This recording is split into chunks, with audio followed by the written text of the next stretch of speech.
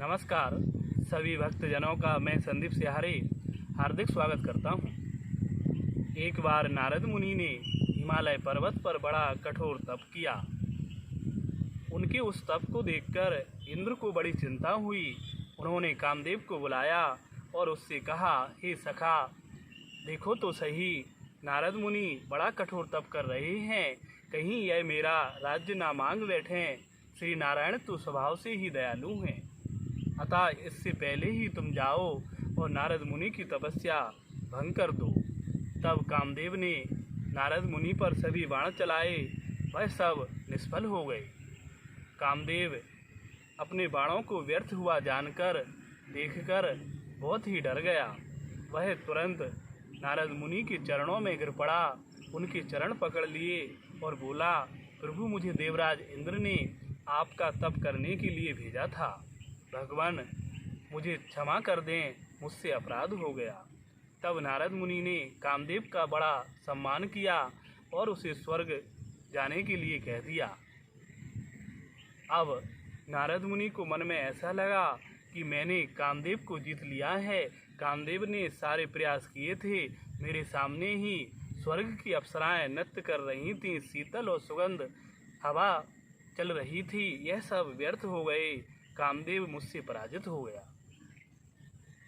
अब नारद मुनि कैलाश पर्वत के शिखर पर शंकर जी के पास उन्हें यह सब सुनाने के लिए गए। शंकर जी ने नारद मुनि का बड़ा सत्कार किया और कहा, मुनि, बड़े दिनों में तुम पधारे हो। तब नारद मुनि ने सारी घटना बताई और किस प्रकार कामदेव पर विजय प्राप्त की थी, यह सब कह सुनाया। शंकर जी ने कहा, हे मुनि, तुमने जो मुझसे कहा है वह श्री हरि से मत कहना। यदि चर्चा भी चले तब उसको छिपा लेना। नारद मुनि यहाँ से ब्रह्मलोक को गए, ब्रह्मा जी को भी यह सब सुनाया। अब वह क्षीर समुद्र में शयन करने वाले श्री नारायण के पास आए। शेष शय्या पर श्री हरि लेटे हुए थे, लक्ष्मी जी चरण दबा रही थी। नारद मुनि को देखकर हरि भगवान बहुत ही खुश हुए। आनंद में भरकर नारद मुनि को गले लगाया और अपनी शेष शय्या पर बिठाया। कहा, हे मुनि, बहुत दिनों में तुमने दया की, बताओ तो सही क्या बात है। तब नारद मुनि ने किस प्रकार से कामदेव पर विजय प्राप्त की थी वह सब प्रभु से कहा। श्री हरि मुस्कुराकर बोले, हे नारद मुनि, यह कामदेव तो उनको सताता है जिनके मन में ज्ञान वैराग्य नहीं होते। फिर तुम तो ब्रह्मचर्य व्रत का पालन करते हो, धीर बुद्धि हो, बहुत ही समझदार हो, तुम्हें यह कामदेव भला कैसे सता सकता है। नारद मुनि ने कहा, हे प्रभु, यह सब तो आपकी कृपा है, यह आपकी ही इच्छा है। अभिमान के साथ जब नारद मुनि ने ऐसा कहा तब प्रभु ने मन में विचार कर सोचा, नारद मुनि को अपनी काम विजय पर अहंकार हो गया है, मैं शीघ्र ही इस अहंकार के वृक्ष को उखाड़ फेंकूंगा। मन ही मन ऐसा निश्चय कर प्रभु चुप हो गए। तब नारद मुनि वहाँ से प्रभु को प्रणाम कर चल दिए। अब श्रीहरि की माया का प्रभाव देखिए। रास्ते में जहाँ से नारद मुनि जा रहे थे वहाँ दिव्य नगर का निर्माण हो गया। कई बगीचे भवन वहाँ शोभा पाने लगे। वहाँ की प्रजा बड़ी सुखी थी, दिव्य नर नारी थे, बहुत ही सुंदर थे। वहाँ का राजा शील निधि था, उसकी पुत्री विश्व मोहिनी थी। उसका स्वयंवर होने का आयोजन हो रहा था। नारद मुनि राजा के पास गए। तब राजा ने अपनी पुत्री को बुलाया और मुनि से कहा, हे ऋषिवर, मेरी पुत्री का भविष्य देखिए, इसके गुण दोषों को बतलाइए। तब नारद मुनि ने उस कन्या को देखा तो देखते ही रह गए, विस्मय में पड़ गए। वह बड़ी ही सुंदर थी, क्यों ना हो, साक्षात श्री हरि की माया थी। उसे देखकर नारद मुनि ने समझ लिया कि जो इसके साथ ब्याह करेगा वह अमर हो जाएगा, तीनों लोकों में कोई भी उससे पराजित नहीं होगा। इन गुणों को तो छिपा लिया और बनावटी गुण बता दिए। अब नारद मुनि वहाँ से चल दिए और मन ही मन सोचने लगे, मैं ऐसा क्या करूं जिससे यह कन्या स्वयंवर में मेरा ही वरण करे, मुझे ही जयमाला पहनाए। कुछ समझ में नहीं आ रहा था। तब उन्होंने मन ही मन श्री नारायण का स्मरण किया। बोले, हे प्रभु, अब आप ही मेरी सहायता कर सकते हो, मैं आपकी शरण हूँ, मेरी रक्षा करो। इस प्रकार श्री नारायण का स्मरण करने से भगवान श्री हरि तुरंत ही वहाँ प्रकट हो गए। नारद मुनि ने सारी बातें बताईं। तब श्री हरि ने कहा, हे मुनि, जैसा तुम चाहते हो, जो तुम मुझसे सुंदर रूप मांग रहे हो, मैं तुम्हें वही दूंगा। हे ऋषिवर, जिसमें तुम्हारा हित होगा, जिसमें तुम्हारा कल्याण होगा, मैं वही करूंगा। इस प्रकार कहकर प्रभु अंतर्ध्यान हो गए। अब नारद मुनि स्वयंवर सभा में पहुंचे। नारद मुनि का मुख वानर का था, शरीर बहुत ही भयानक था। इस रहस्य को वहाँ कोई नहीं जानता था। स्वयंवर भूमि में नारद मुनि एक साइड बैठ गए।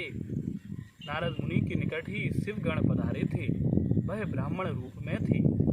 उन दोनों शिवगणों को, जो ब्राह्मण रूप में थे, वह सारा वेद जानते थे। जैसे ही राजकुमारी हाथ में वरमाला लिए वहाँ आई और उसने सभी राजा महाराजा जो स्वयंवर में बैठे हुए थे सबको देखा। जब वह नारद के निकट आई, नारद मुनि का वानर सा मुख देखकर बड़े ही क्रोधित हो गई। फिर उसने नारद मुनि की साइड बिल्कुल भी मुड़कर नहीं देखा, वह दूसरी ओर चली गई। नारद मुनि मन में बड़े अकुलाते हैं, बड़े सोच विचार में हैं, बहुत ही खुश हैं। सोचते हैं, यह कन्या मुझे जयमाला मेरे गले में डाल दे। वह शिवगण हंस रहे हैं। वह नारद से बोले, हे मुनि, इतना व्याकुल मत हो, धैर्य धारण करो। इतने में ही श्रीहरि राजा के रूप में वहाँ पधारे। कन्या ने उन श्रीहरि को देखा, देखते ही उन्हें जयमाला उनके गले में डाल दी और वह श्रीहरि जो राजा के रूप में थे, राजकुमारी को साथ में लेकर चले गए। सारे राजा महाराजा उदास हो गए, निराश हो गए। नारद जी की बहुत ही बुरी दशा हुई, वह बहुत ही व्याकुल हो गए। तब शिवगणों ने कहा, हे ऋषिवर, जरा अपना मुख तो दर्पण में देखो, फिर कुछ सोचना। जब उन्होंने ऐसा कहा तब नारद मुनि ने जल में अपने आप को देखा तो देखते ही रह गए। बड़ा क्रोध आया। तुरंत उन शिवगणों से कहा, तुम दोनों छली और कपटी हो, जाओ तुम राक्षस हो जाओ और अपनी करनी का फल पाओगे। अब फिर से जल में देखा तो अपना रूप प्राप्त हो गया, परंतु मन में संतोष ना हुआ, बहुत ही क्रोध भरा था। वहाँ से चलने लगे। रास्ते में ही श्री नारायण लक्ष्मी और राजकुमारी के साथ मिल गए। नारद मुनि कुछ कह पाते, इतने में ही श्रीहरि मुस्कुराकर बोले, हे ऋषिवर, बहुत दुखी दिखाई देते हो, कहाँ जा रहे हो, बताओ तो सही। तब नारद मुनि ने कहा, हे हरे, तुम कपटी हो, तुम दूसरों से ईर्ष्या करने वाले हो, तुम दूसरों के धन दौलत को नहीं देख सकते हो। तुमने मुझसे वैर ठाना है, मुझसे दुश्मनी ली है, मेरे साथ धोखा किया है, इसका तुम फल जरूर पाओगे। तुम्हारे ऊपर कोई नहीं है, तुम परम स्वतंत्र हो, इसलिए मन में जैसा आता है वैसा आचरण करते हो। आज मैं तुम्हें बहुत ही कठोर श्राप दूंगा। हे प्रभु, तुमने जिस मनुष्य का रूप धरकर मुझे ठगा है, उसी मनुष्य के रूप में तुम धरती पर जन्म लोगे, और तुमने जो मुझे वानर सा मुख दिया है, सो वानर ही तुम्हारी सहायता करेंगे। तुम स्त्री वियोग में बड़े ही दुखी रहोगे, अपनी करनी का फल पाओगे।